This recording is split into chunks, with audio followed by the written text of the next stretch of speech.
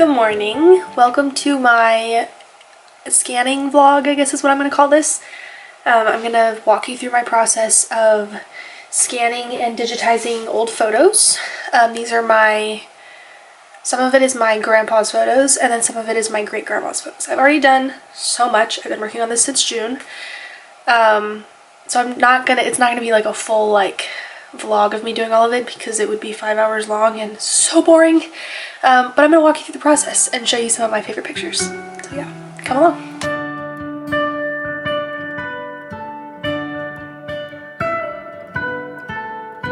Okay, so like I said, I started this in June, so I don't know, I'm trying to figure out how to do all this. I have clips from back then, so you will see or you have seen the clip of all the boxes. That's only my grandpa's stuff.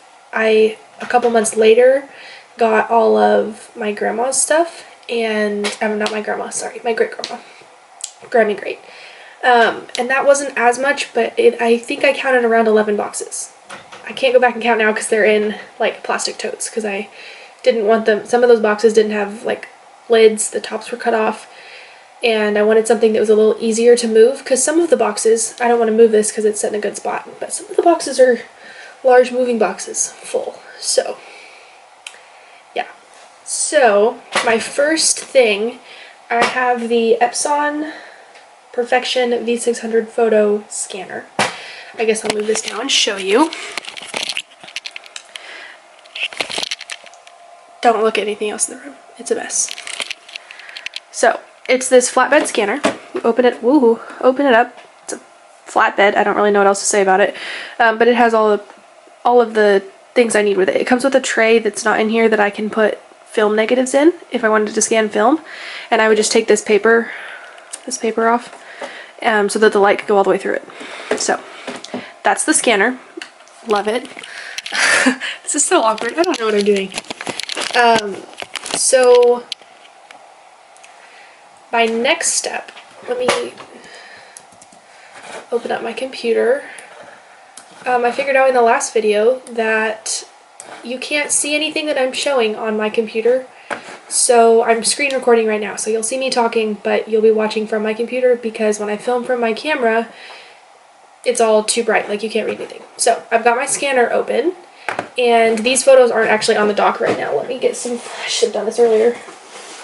Let me get some photos, just do a couple.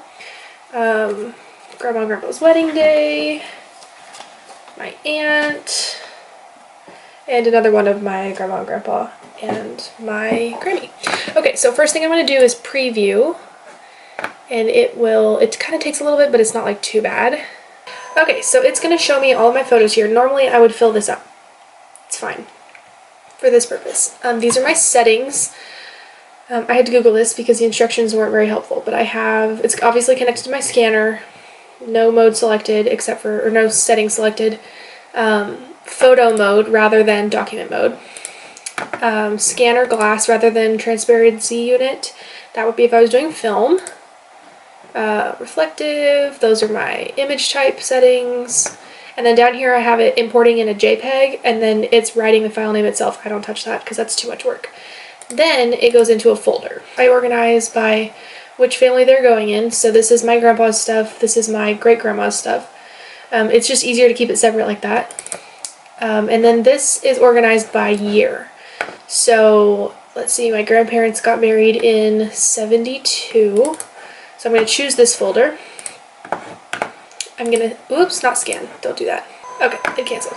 So I'm going to use this little box and select the photo, and then I scan. I hope you can see me in all these clips. And it uploads it into the 72 folder. Then I'm going to do this one. Now I know that picture of my aunt is not from 72, so we'll put it in its proper folder here in a minute. Okay, so then I'm going to go over to my gallery, Sean family. Now, this is my grandparents, not my great-grandma, but it's her stuff, so I'm keeping it together. So scroll all the way down to 1972, add media, And then I'll have to go in and open 72, scroll all the way down, and then those green dots I add, as I upload it, I put a green dot on it, so that next time when I add something I can go, okay, all of these before have been added already, and I add it. And there they are. So, very easy. It's literally all I'm doing. But it's kind of time consuming because I sit here and do this all day. So let me show you the box that I'm doing. This is the moving box. This is like my chair for reference. It's a lot. And and then this is, once I'm done, I usually make a pile like right here. This is my makeup right now. But I usually make a pile right here, and then they slowly get added into the box down there. And then I label that box as either Sean or Coombs family, and then it goes in a pile with all the other boxes. So far there are, of those plastic totes, I want to say 6, which is a lot. So, yeah.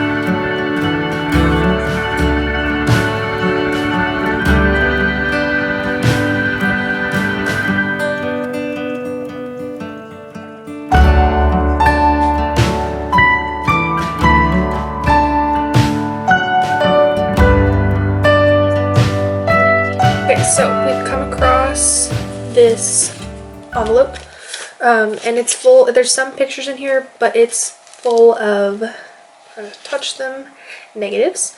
So, by looking at the negatives, like, if I take this one and hold it up to the light, I can tell that I've not seen this picture in this envelope or anywhere else.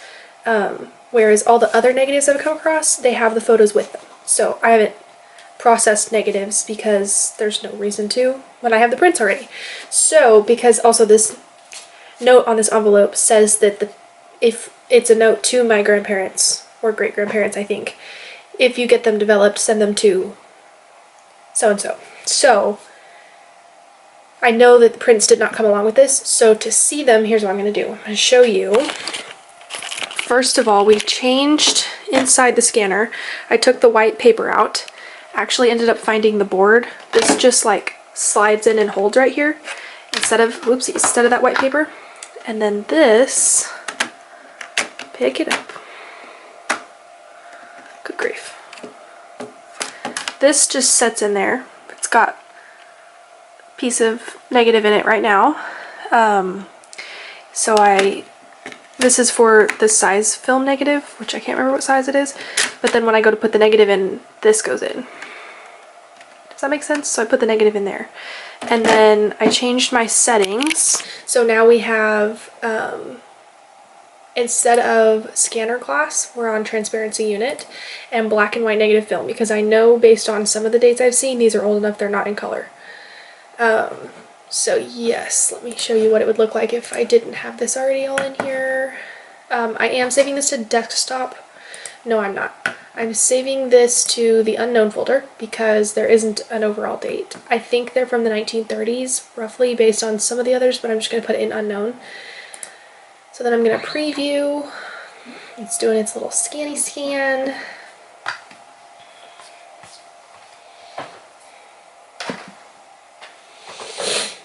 It's taking forever.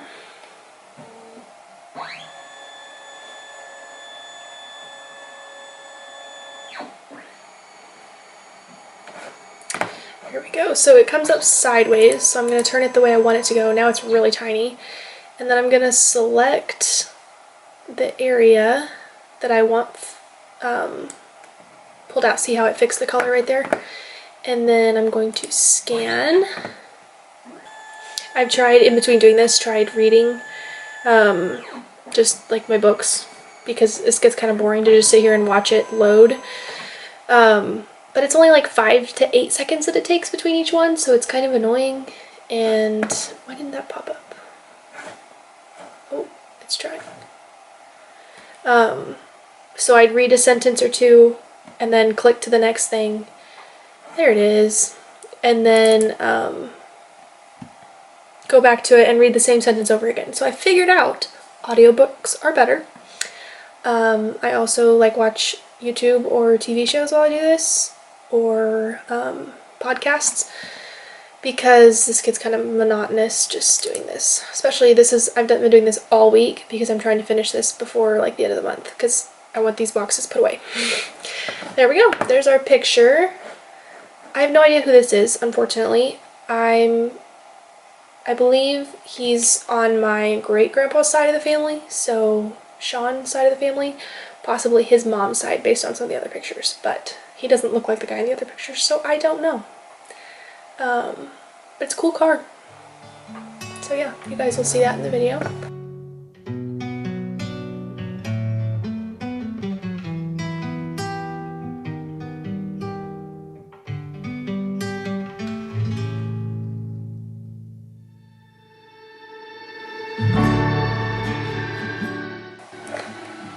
I'll show you guys something pretty cool.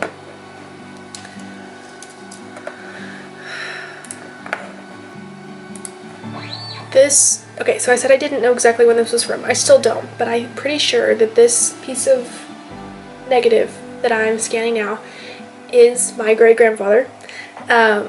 When he was like, oh, I can't remember. I've seen the print of this one.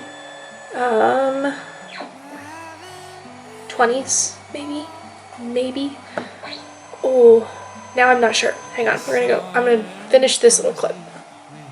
I'm gonna go look first, actually. So let's go over to here, and then I'm gonna start in 41, because he was born in this is my great-grandma.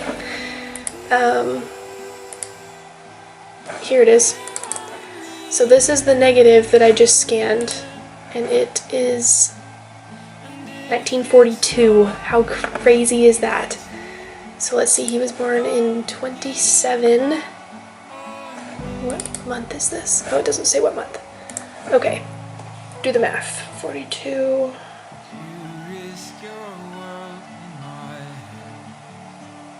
That can't be right. I'm not doing math out loud. 1927. Whoops. 15 years old. That's crazy. Okay, so let's scoot on over and see if that's actually what this film is, because it sure looks like it. I'm gonna adjust it just a little bit. There we go. Scan. So that means these are about the 30s or 40s still. About what we thought.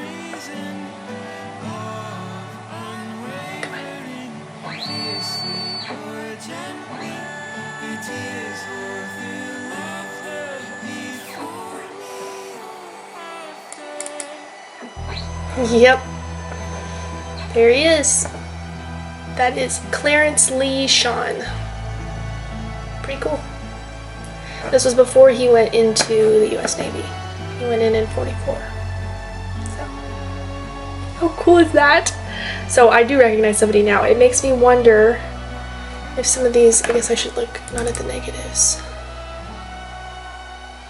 That could be his mom, Maddie. Doesn't look like him, but Ernest and AJ, two of his brothers, were in the Navy as well. I feel like this is Ernest. It's so hard to tell. Yeah, I think that's Ernest. It doesn't look like AJ. I guess let's see what else we got here though. This is Ernest for sure. That doesn't look like Grampy's dad. Definitely Ernest. I've seen other pictures from this day. That's, I'm pretty sure, his daughter. Yeah. So Ernest, now I can tell that that's him from that first clip. He was on the USS Arizona during Pearl Harbor when it was bombed in Pearl Harbor and survived. He made it off. He's on the memorial